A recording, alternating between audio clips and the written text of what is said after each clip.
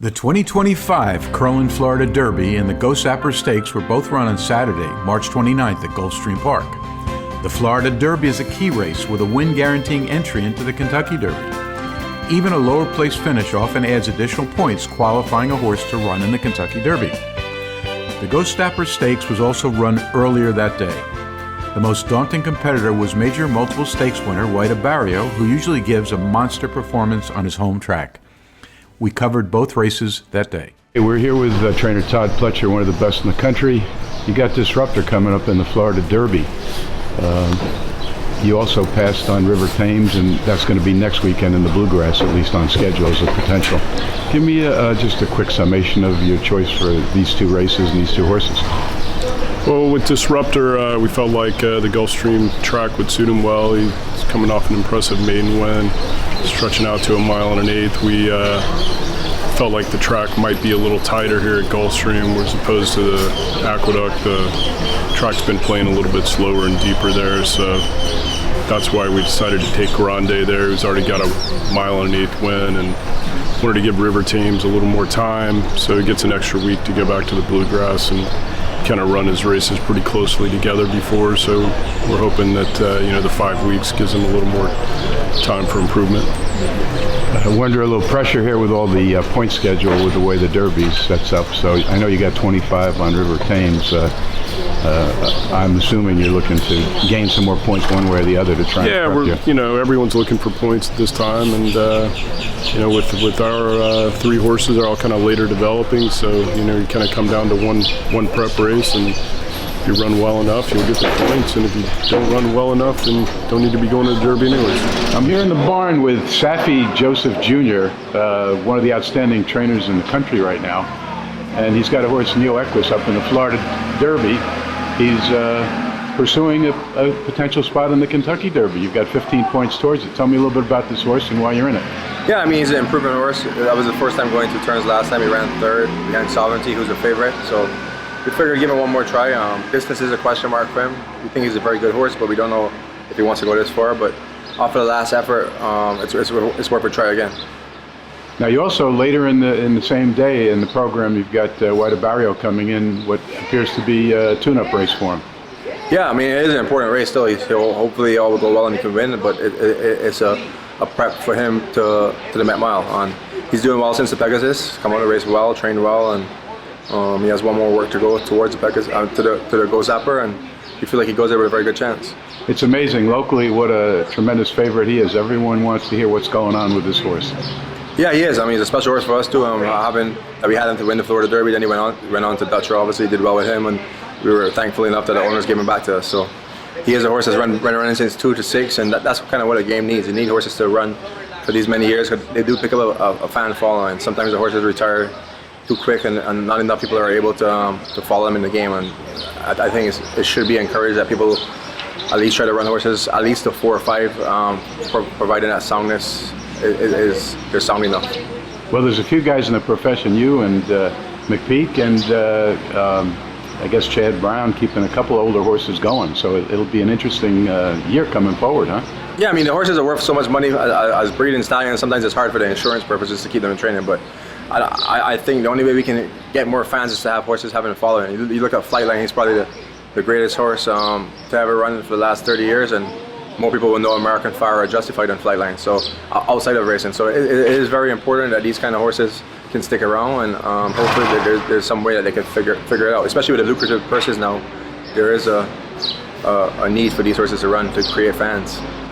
Well, I hate to date myself, but thank God for all these purses, because I was there in the era with Secretariat, and the only reason they retired the horses because there was no races left to make up enough purse money to worry about even paying insurance on a horse like that.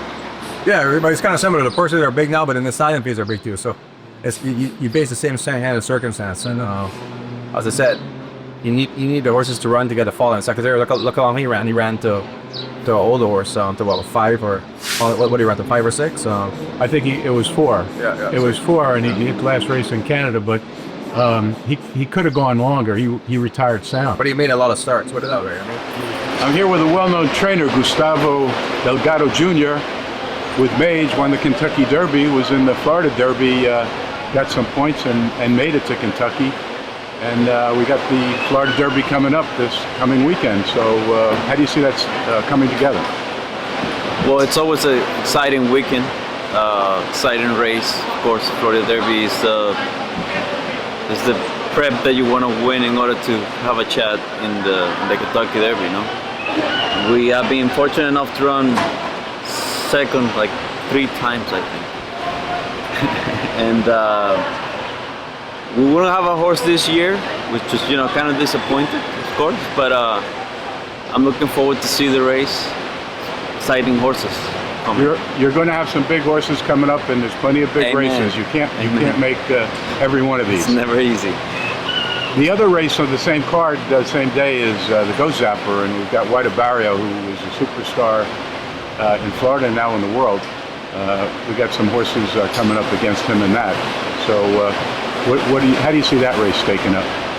I just watched the program. I mean, he looks like the horse in the race. It's one of the things when you're the trainer of the big favorite. It's those kind of races when you must win.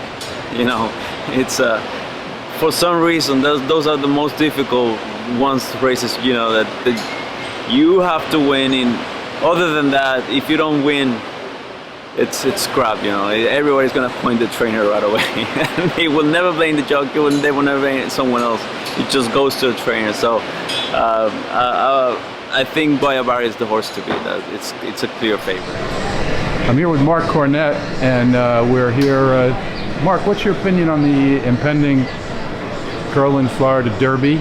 And then after that, I'd like to hear your 2 cents on the Ghostzapper, since that's the interest, especially in that one. Right.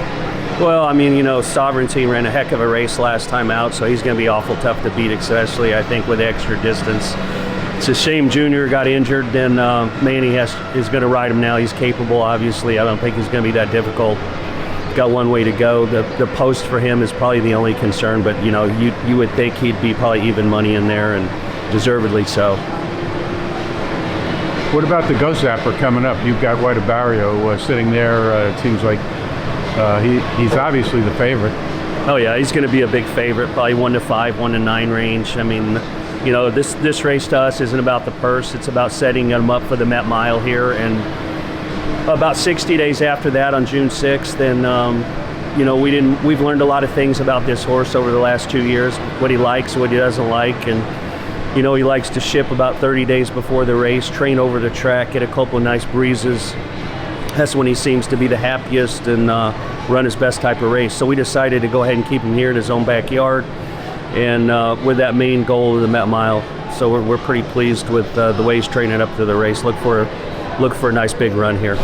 I'm here in Florida with trainer Brian Lynch. He's got a horse coming up, Jimmy's Daily, in the big Florida Derby. This is obviously a potential race entering into the Kentucky Derby. Why are you in it, and what's your chances? Well, we thought he warranted a chance. He won a very nice maiden race here on Pegasus Day and come back to, I thought, run a very good race his first time around 2 turns to finish second to a well-regarded horse. I think he's improved off that work, and I think his second time around 2 turns will be I think it'll be an even better effort than that. So I just think he warrants a chance, and we think he's quite a talented little horse. I'm here at Gulfstream in preparation for the Florida Derby, Florida Curlin Derby, with David Grenning, New York correspondent, Daily Racing Form. How do you see this race sizing up, David? Well, we'll learn a little bit more about Sovereignty, and a lot more about Disruptor, who I think those are the 2 main protagonists to me in the race. Sovereignty coming off a nice win in the Fountain of Youth, the first start of the year. Now he gets a little bit added distance, which I think his trainer Bill Mott thinks will help him. It's post 10 going a mile and 1/8 here, not the greatest, but I think he's got enough tactical speed he can get away and get himself in a decent spot. The added run-up I think will help him. They do have to make a jockey change. Junior Alvarado got hurt on Sunday, so they've gone to Manny Franco. Franco's riding lights out in New York. He's the leading rider through the winter meet. I don't think that'll be a hindrance to him. Disruptor is sort of the wild card. He's trained by Todd Pletcher. Todd Pletcher's won this race a record 8 times. Twice he's won it with horses that have made only 2 starts, like Disruptor. However, those 2 horses, Constitution and Materiality, they had 2-turn rates on the racetrack. Disruptor's only run 7 furlongs both times. So he's got to not only step up against winners, he's got to prove himself around 2 turns. I think he's got a lot of talent. Is this too much too soon? We'll find out on Saturday. But I think Sovereignty is definitely the horse to beat, and it will probably be the winner. That same day on the race card, we've got the Ghostzapper, and you got White Abarrio going in there. He's got one potential competitor, filly. What's your sizing up on that race? Well, here's the thing. The last time White Abarrio was a heavy favorite in a race that everyone was sort of gifted to, we thought he was going to, win as a prep race for something bigger, was the Mr. Prospector, where he got beat. Then he came back and obviously gave that brilliant performance in the Pegasus.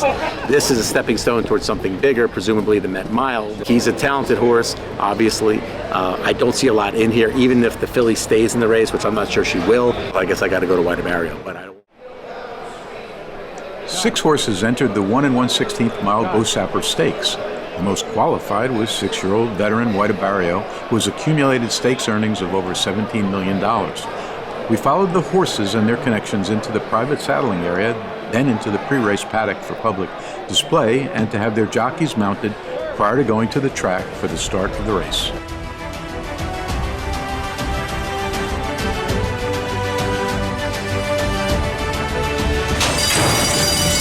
Racing in the Ghostzapper Stakes.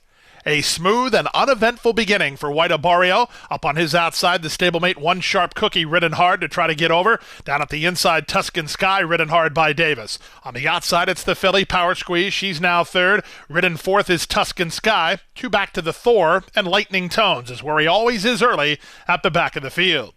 They complete the opening quarter behind 30-1 shot One Sharp Cookie. He went 22-4 for the opening quarter. These are big-time fractions as they go to the first wire. White Abarrio by a head. Power Squeeze is second. From the back, Lightning Tones is underway. He's made a backstretch blitz to get a length and a half off the embattled duo. Ridden into fourth is Tuscan Sky. One Sharp Cookie's day is finished, and the trailer is the Thor. It's the classy White Abarrio who has the lead off the turn into the drive on top of length and a quarter. Power Squeeze has done everything she can, but what she can't do is catch White Abarrio. White Abarrio, the son of Race Day, the Pegasus World Cup winner, en route to an easy victory. White Abarrio geared down and 7 in front. Power Squeeze ran her heart out while second. Third was Tuscan Sky. Fourth was Lightning Tones in 141-4. With our Rad Ortiz Jr. in the saddle, White Abarrio came on strong as the horses turned for home to win by 5 1/4 lengths over the second place Jorge Delgado trained filly Power Squeeze. He was cooled out after the race to then join his connections and the fans for a trophy presentation. White Abarrio is next intended to run at Saratoga in the Travers Stakes. Here with Hall of Famer Mike Smith. What a great jockey. He's here on Baffert's horse, Matticat Road, and he's here replacing Tyler Gaffalione, who got hurt, so he's flying in all the way from California for this big event. How do you see this coming out? Well, hopefully us in front at the end is the game plan. Look, he's a really nice colt. It's a tough race, man. You're in the Florida Derby, man, so it's supposed to be tough. But he's not without a big chance. He's earned a right to run in here. His last race in Arkansas was although he was second, it was a really, really good second. He ran very well. So if he'll improve a little bit off of that race, I think he's not without a good chance.